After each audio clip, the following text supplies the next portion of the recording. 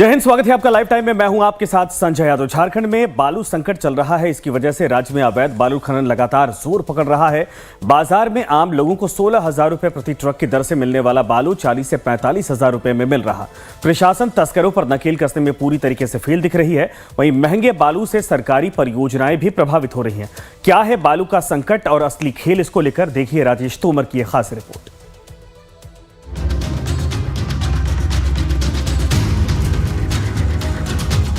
झारखंड में अवैध बालू का काला खेल। बालू की तस्करी पर प्रशासन की चुप्पी।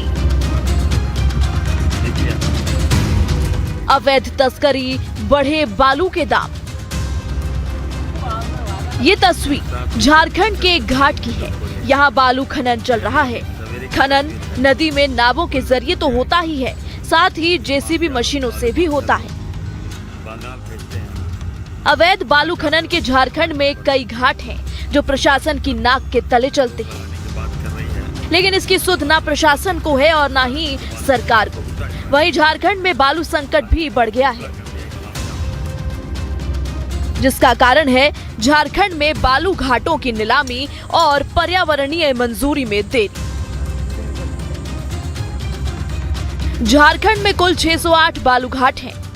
444 घाटों को बालू उत्खनन के लिए चिन्हित। 17 घंटों की ही वैध रूप से नीलामी हुई। बाकी घाटों पर या तो कानूनी अड़चने हैं, घाटों पर अवैध रूप से तस्करों का कब्जा है। सरकार बालू नीलामी को पारदर्शी बनाने का दावा कर रही है। हकीकत यह है कि प्रक्रियाओं में देरी के कारण वैध आपूर्ति बाधित हो गई है। और चलिए अब आपको ये दिखाते हैं कि ये तस्करी होती कैसे है।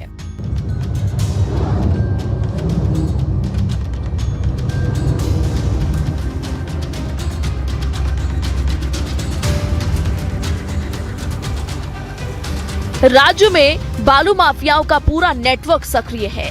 ये माफिया बिना किसी वैध अनुमति के नदियों से बालू निकालते हैं और ऊंचे दामों पर बेचते हैं। आमतौर पर रात के अंधेरे में भारी मशीनों और नावों की मदद से बालू का अवैध खनन किया जाता है। बाद में इसे ट्रकों, ट्रैक्टरों और अन्य वाहनों से बिहार, पश्चिम बंगाल और उत्तर प्रदेश जैसे पड़ोसी राज्यों में भेज दिया जाता है। मामले पर राज्य में विपक्षी पार्टी ने सरकार पर सीधा आरोप लगाया है। बालू के खेल में सरकार को जिम्मेदार ठहराया है। बालू ये सरकार के तरफ से ये प्रायोजित है। ये प्लेन्ड वे में सरकार बालू का कालाबाजारी कर रहा है। पिछले 5 वर्षों तक ये लोग कालाबाजारी करते रह गए। रघुवर जी ने बालू के लिए 444 घाट को जो चिन्हित किया था, सभी घाट का उन्होंने ऑक्शन किया, नीलामी किया, टेंडर किया। मतलब आम लोगों को बालू 2 रुपया 34 पैसा पर CFT में, मतलब एक ट्रैक्टर 234 रुपया में काफ़ी सुलभ तरीका से उपलब्ध था। लेकिन जैसे ही सरकार बना, JSMDC को ठेका दे दिया 444 घाट का। आप पूर्ववर्ती सरकार की तरह आप ऑक्शन करिए, नीलाम करिए, टेंडर करिए। लेकिन सरकार का नियत ठीक नहीं था। सरकार चाहता था कि बालू का ऑक्शन और नीलामी न हो, ताकि उनका काला बाजारी, काला मार्केटिंग चलता रहे। बालू की किल्लत में किसको जिम्मेदार मानती हैं? पुलिस, सरकार को मानते हैं। सरकार टेंडर करवाए। सरकार बोल रही है कि टेंडर का कब करवाएगी? टेंडर करवाना चाहिए ना। अभी अबुआ आवास लोग कहाँ से बनाएंगे घर? उसमें तो बालू की जरूरत पड़ेगा। ऐसे ईंट तो आपके हिसाब से ये जो बालू का जो तस्करी चल रहा है, ये कैसे चल रहा है? इसमें कितने लोग सरकार से मिली भगत से चल रही है तस्करी। सरकार की मिली भगत से तस्करी चल रही है। ये को लेकर बड़ा देख रहे हैं, मारामारी है पूरे राज्य में। आपके हिसाब से क्या लगता है? मेरे हिसाब से लगता है क्योंकि सभी जगहों पर, जैसे माननीय विधायकगण, चाहे वो सत्ता पक्ष के हो चाहे विपक्ष के हो, सभी को बालू को लेकर भारी जो चिंता है, तो इस चिंता को जाहिर करने के लिए हम सदन में आते हैं, माननीय विधायकगण आते हैं और सरकार के समक्ष सभी बातें भी रखी जाती हैं।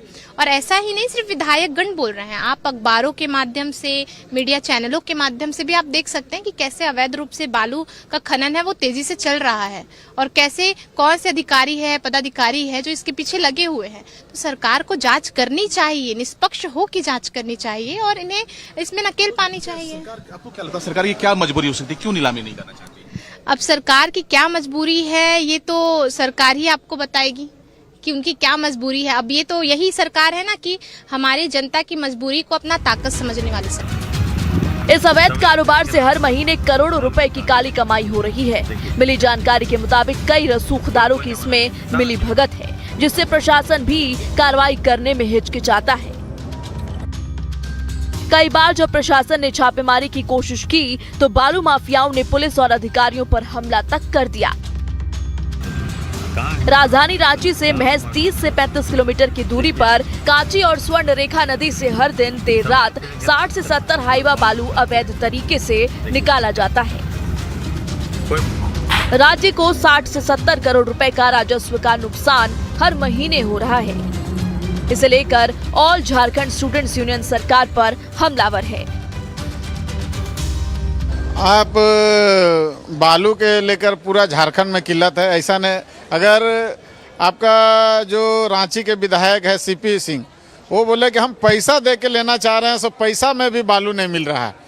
तो इतना किल्लत बालू है। उनको माननीय मुख्यमंत्री जी खुद थे, बोला कि कितना पैसा देना पड़ेगा कि हमको बालू मिल जाए, इसका रेट तय होना चाहिए। रेट तय नहीं हो रहा, मनमाना। अगर मिल भी रहा बालू तो जो बालू 30,000 में मिलना चाहिए वो सीधे आके 90,000 रुपये टेलर मिलने का काम कर रहा है। पता है आपके हिसाब से क्या लगता है, खेल है क्या? बहुत बड़ा खेल है। इस सत्ताधारी लोग ये अपने से चला रहे हैं, सब जगह सिंडिकेट के द्वारा।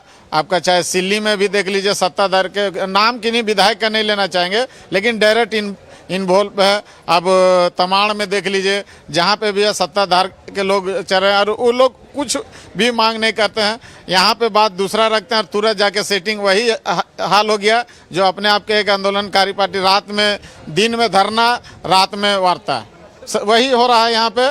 दिन में धरना देते हैं ऐसे पार्टी और रात में गेट में धरना, सुबह जाके वार्ता होता है। पूरे राज्य में कितने बड़े पैमाने पे खेल चल रहा है? ये अरबों रुपए का खेल है। बालू संकट का सीधा असर आम जनता और सरकारी निर्माण परियोजनाओं पर पड़ रहा है। मकान बनाने वालों को तय समय में बालू नहीं मिल पा रहा, जिससे उनका बजट बढ़ रहा है। वहीं सरकारी सड़कों, पुलों और इमारतों के निर्माण कार्य भी प्रभावित हो रहे हैं। विधायक जयराम महतो का कहना है कि सरकार को इस ओर देखना चाहिए। पूरे राज्य में बालू की तस्करी चल रही है, लेकिन सरकार कोई पहल नहीं कर रही। वहीं कांग्रेस के विधायक राजेश कच्छप भी स्वीकार करते हैं कि बालू की किल्लत है, इसकी कालाबाजारी हो रही है। वो कहते हैं ग्राम सभा के द्वारा अगर बालू की नीलामी और बंदोबस्ती की जाए तो ये संकट दूर हो सकता है। देखिए, मामला क्या है कि बालू में बहुत बड़ा सिंडिकेट काम करता है। पहले हम लोग कोल माफिया जानते थे, कोल माफिया को समझते थे कि वह किसी भी हद तक जा सकते थे, हिंसा, हत्या तक जा सकते थे। अभी बालू माफिया हालांकि वो हत्या तक नहीं गए हैं, लेकिन हिंसा तक जा रहे हैं। तो इसमें एक सिंडिकेट काम होने के कारण आपका थाना को मैनेज करना पड़ता है, तमाम बहुत सारे प्रशासनिक पदाधिकारी को मैनेज करना पड़ता है। और उससे क्या होता है कि आम व्यक्ति तक जब वो बालू पहुंचता है तो दर में काफ़ी अंतर आता है। तो इसलिए सरकार को चाहिए, और समझ से भी परे है कि बालू घाटों की नीलामी आखिर क्यों नहीं हो रही है। एक जिस तरह कोऑपरेटिव सोसाइटी काम करती है इस देश में कहीं कहीं, उसी प्रकार एक सोसाइटी या फिर ग्राम पंचायत, उस गांव जहां सामने घाट है, उनकी एक समिति बनाकर एक टीम गठित करके उनको बालू घाटों की नीलामी कर देनी चाहिए। आपके हिसाब से इसका और क्या सॉल्यूशन हो सकता है? देखिए, फिलहाल तो हमें लगता है कि सरकार को एक विशेष टीम बनाने की आवश्यकता है। और चूंकि आम व्यक्ति से जुड़ा हुआ मामला है बालू का, अब वो आवास सबकी ज़रूरत है, प्रधानमंत्री आवास सबकी ज़रूरत है, और उस आवास की पूर्ति के लिए बालू का होना आवश्यक होता है। तो इस लिहाज से सरकार को इसमें गंभीरतापूर्वक पहले एक टीम गठन करना चाहिए, उनको लूप होल को पकड़ना चाहिए, लूप होल कहाँ है, और उनको दुरुस्त करने की आवश्यकता है।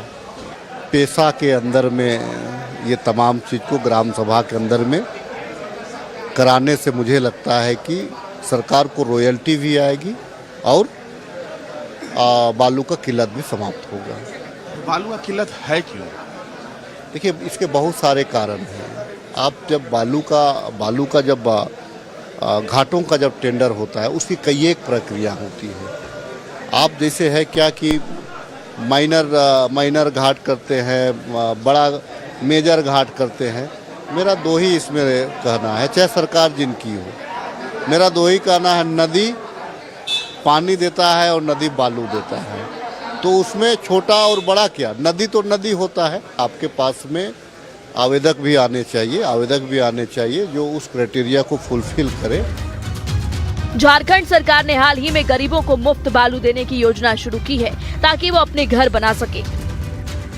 इसके अलावा बालू घाटों की नीलामी प्रक्रिया को तेज करने और अवैध खनन पर लगाम कसने के लिए कदम उठाने की बात कही जा रही है, लेकिन अब तक इसका कोई ठोस असर नहीं दिखा है।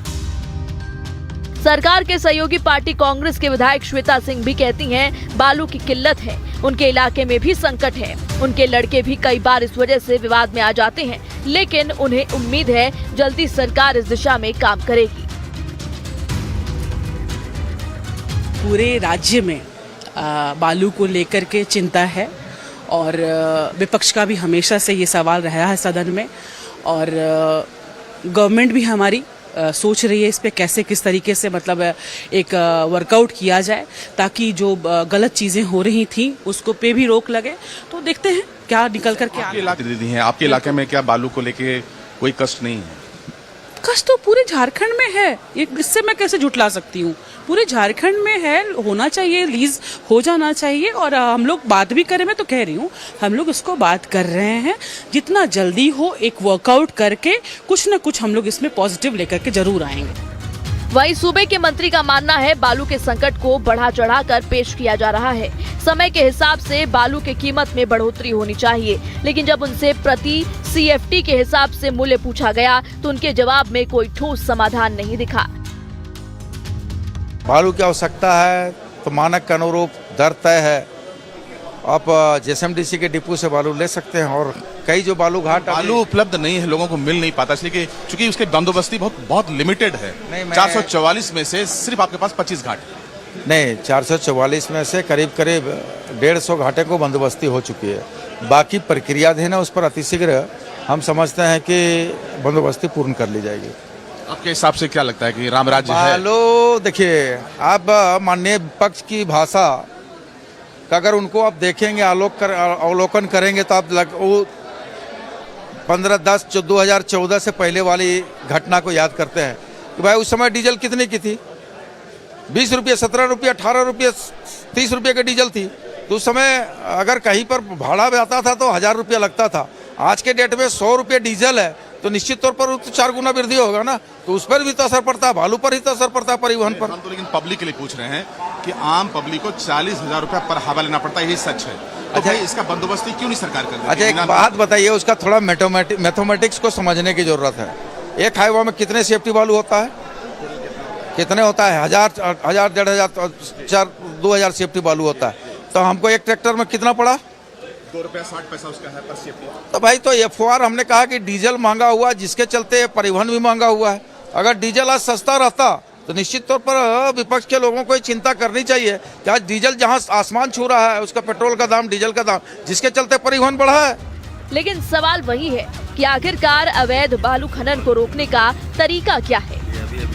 क्या हो सकता है समाधान? बालू घाटों की त्वरित और पारदर्शी नीलामी सरकार को अवैध खनन रोकने के लिए जल्द से जल्द सभी बालू घाटों की नीलामी करनी होगी। सख्त निगरानी और कार्रवाई, बालू माफियाओं के खिलाफ कठोर कदम उठाने होंगे जिससे अवैध कारोबार बंद हो सके। डिजिटल ट्रैकिंग सिस्टम, हर ट्रक और हाईवा की डिजिटल ट्रैकिंग से अवैध तस्करी पर अंकुश लगाया जा सकता है। आधुनिक निर्माण तकनीकों को अपनाना, बालू के विकल्प के रूप में फ्लाई ऐश, मिक्स्ड कंक्रीट और अन्य सामग्री को बढ़ावा देना चाहिए। झारखंड में अवैध बालू खनन जारी है, ऐसे में ये जरूरी है कि समय रहते कदम उठाया जाए, नहीं तो झारखंड में निर्माण क्षेत्र पूरी तरह ठप हो सकता है। अवैध कारोबार पर अंकुश लगे ताकि वैध आपूर्ति सुनिश्चित की जा सके। लाइव टाइम्स के लिए ब्यूरो रिपोर्ट के साथ राजेश तोमर की रिपोर्ट।